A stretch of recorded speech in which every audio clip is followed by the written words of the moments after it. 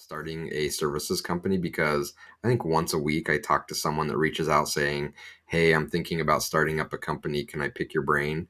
And I talked to a gentleman in California this week, and one of the topics that we talked about was hiring and the belief that you sell, then you hire, and I think it was something around like, what's the lead time? How long does it take for you to identify, hire, onboard? And do you do that day one that you sell a deal, or like, 2 days after you sell it? Like, what is your timing? I'm like, we don't do any of that. That's a shitty way to do it because that's a very inhumane way of doing it. That you sell a deal, then you scramble and hire someone and throw them in, and they're just like another resource in the line to do the work. I'm like, we don't work like that.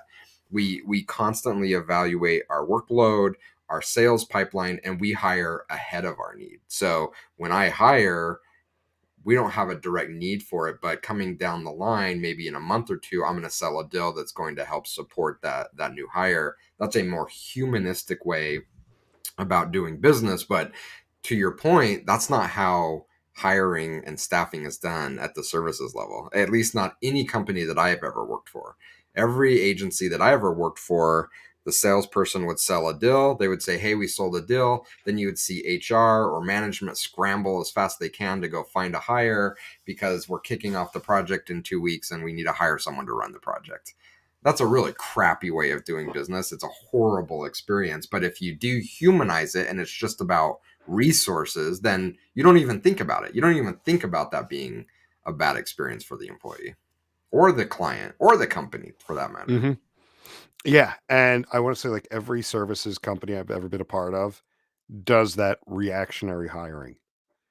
We're in a bind, so we need to hire, and again, we need people. We need someone to do this work. So it's here's 5 candidates. Pick the best one you think in this group, and you've got 2 weeks to interview, evaluate, and come up with the candidate you want. And do you know what that primarily comes down to? Why they do that? It's the short-term thinking. It's the we have to maximize our profit margin and revenues this quarter.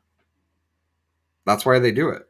Because if you hire ahead of need, like the terminology in consulting is the bench or the beach or whatever you want to call it. It's like we can't have people sitting on the bench. Meaning if you're employed, you're in the game. If it's a 40-minute game, you're playing all 40 minutes. We can't have you sitting on the bench because if you sit on the bench, you're not valuable to me. You're not generating any revenue for me. And so if I hire ahead of needs and sit you on the bench under the traditional way of thinking, you're not valuable to me. So why would I ever hire for you? But this goes back to how we started off the conversation. If all you look at is typing on the keyboard, billing the hour right now as value, then sure, I can completely accept that that is not valuable.